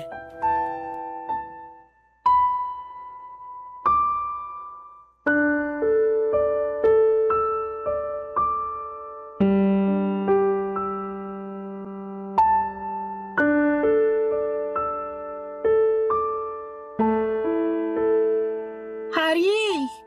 Harry! Oh, bakit? Dumating na yung wedding invitation na pinaprint natin. Tingnan mo to. Patingin nga. Wow, ang ganda! Galing talaga ni Sean mag-edit, no? Hindi! Tingnan mo to. Check mo yung date. Bakit? Mali yung date, Harry. Ano ba yan? Ang mahal-mahal ng printing. Paano nangyari yan? Akala ko ba na-check mo bago ipinaprint? Na-check ko naman eh. Inisa-isa ko lahat at tama lahat ng detalye bago ko sinend sa magpiprint. Eh paano nag-iba yung date? Di ko alam. Sean! Sean, halika nga rito. Bakit kuya? May pinalitan ka ba rito sa wedding invitation na ginawa mo? Wala, bakit? Anong meron? Napalitan yung date. Imbis na 24, naging 27. Ha? Paano nangyari yun? Eh di ba nga pinacheck ko pa sa inyo? Nagprint pa nga ako ng sample eh. Oo nga, yun nga rin pinagtataka ko eh. Baka naman sa printing nagkamali. Tinawagan ko agad sila kanina. Ang sabi nila, wala silang ginalaw sa soft copy ng invitation. Print lang daw nila yun as it is. Baka naman di mo na-check ng maayos ate. Hindi. Alam kong tama lahat ng detalye doon bago na isend sa printing press. Kung hindi nila ginalaw yung invitation bago i-print, ibig sabihin, dito yun ginalaw. Eh sino magpapalit ng date nun? May hinala na ako kung sino. Sino? Nanay mo. Siya lang naman yung may ayaw sa relasyon natin, di ba? Ano? Hindi ba magkaayos na nga kayo? Tinutulungan na nga niya tayo sa preparasyon natin sa kasal eh. Bakit niya sisirain yun? Ate, hindi magandang manisi ng ibang tao lalo na kung wala ka namang pruweba. Eh ano to? Tong invitation na to? Hindi pa ba to pruweba? Hindi ako, hindi si Harry, hindi ikaw. So sino pa bang pwedeng gumawa nito? Sandali lang tatawagin ko si nanay para matapos na to. Maiwan ko muna kayo. Ayoko tong ginagawa mo na pinagbibintangan mo si nanay. Sino pa bang ibang gagawa nito kundi siya lang din naman? Nag-usap na kaming dalawa. Ginagawa naman niya yung makakaya niya para tanggapin tayo. Nangako siya sa akin na susuportahan niya ako sa plano kong bumuo ng pamilya kasama ka. Kaya alam ko na hindi gagawin ni nanay yung binibintang mo. Sa tingin mo gusto kong magbintang? Wala namang mangyayaring ganito kung walang naninira sa kasal natin eh. Hindi mo ba napapansin na sunod-sunod na yung mga aberya habang papalapit yung kasal natin? Oo, pero baka nagkataon lang naman siguro yun. Hindi, may nananabutahe sa kasal ko, Hari. Kasal natin. Hindi lang ikaw ang ikakasal, Maris. Dalawa tayo. Oy Maris, ano tong sinasabi ni siya na sinira ko raw yung wedding invitation ninyo? Ayan po, tingnan niyo yung date na nakalagay sa invitation. Napalitan yung araw ng kasal. Ano? Bakit napalitan? Ikaw din daw nagpalit niyan, Nay, sabi ni Ate Maris. Bakit ko naman papalitan yung date? Eh wala nga akong kaalam-alam kung paano gumamit ng computer eh. Paano ko mapapalitan yan? Eh sino namang gagawa nito? Sino bang may ayaw na ikasal kami ni Hari? Hindi ko alam. Basta sigurado ako na hindi ko magagawa yan. Alam nyo, invitation lang yan. Magagawan pa natin yan ng paraan. Paano? Ubus na yung budget natin. Ako nang bahalang didiskarte. Amin na yan. Sean, kunin mo lahat ng invitation. Aayusin natin. Sige po, kuya.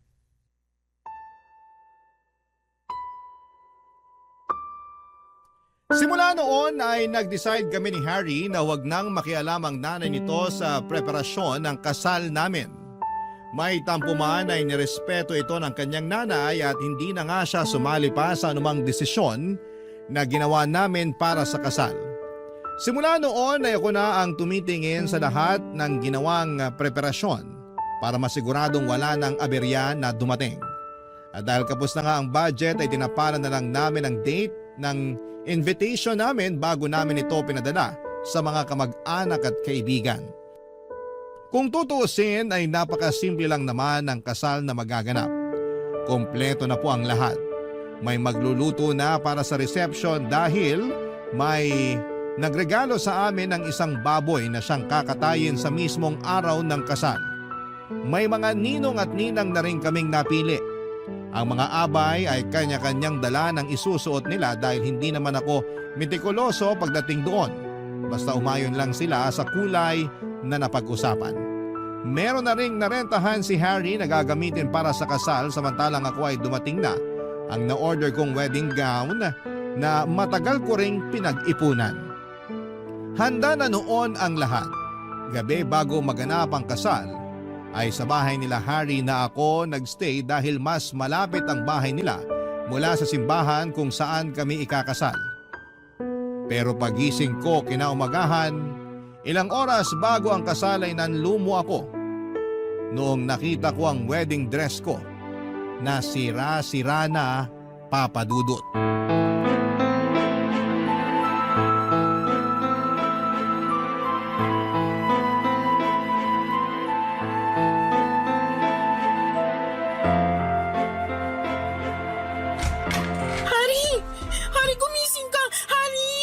Bakit?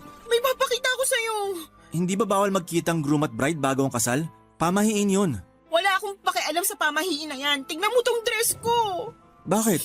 Anong nangyari sa dress mo? May sumira sa dress ko, Hari. Patingin nga. May gumupit sa damit ko. Ngayon, sabihin mo sa akin na walang nananabo tayo sa kasal natin. Sino namang gagawa nito kung kailan ikakasal na tayo mamaya? May isang tao lang sa isip ko na pwedeng gumawa nito. Teka, saan ka pupunta? Antayin mo ako! Ate, kain na raw tayo para makapaganda ka Nasaan ang nanay mo? Nasa kusina. Bakit? Nay! Kuya, bakit galit na galit si ate? May sumira sa dress niya. Ha? Sino naman gagawa nun? Hindi ko nga rin alam eh. Pero si nanay ang pinagbibintangan niya. Si nanay? Kuya, baka anong gawin niyo ate kay nanay ha? Kaya nga halika na, sundan natin siya. Nay! Nay, nasan ka? O Maris, gising ka na pala. Ikaw bang gumawa nito? Ano yan? May sumira sa wedding dress na isusuot ko sana mamaya sa kasal. Ano? Patingin nga! Huwag na kayong magkunwari. Kayong gumawa niyan. Hindi ko magagawa to. Bakit ko naman sisirain ng damit mo? Ikaw lang naman ang may ayaw sa akin simulat sa puli. Hindi ba ayaw niyo sa akin kasi mas matanda ako ng 10 taon kaysa sa anak niyo? 4 lang tayo nandirito. At sa ating 4, ikaw lang ang nakikita ko makakagawa nito. Maniwala ka sa akin, hindi ko gagawin yan sa'yo, Maris. Hindi ko magagawang sirain ang kasal ninyo ni Harry. Pero Nay, tama si Maris. 4 lang tayo rito sa bahay. Kanya na ba talaga ang tingin ninyo sa akin? Oo, ayokong magkatuluyan kayo nung una. Pero ano pa bang magagawa ko kung nagmamahalan talaga kayo?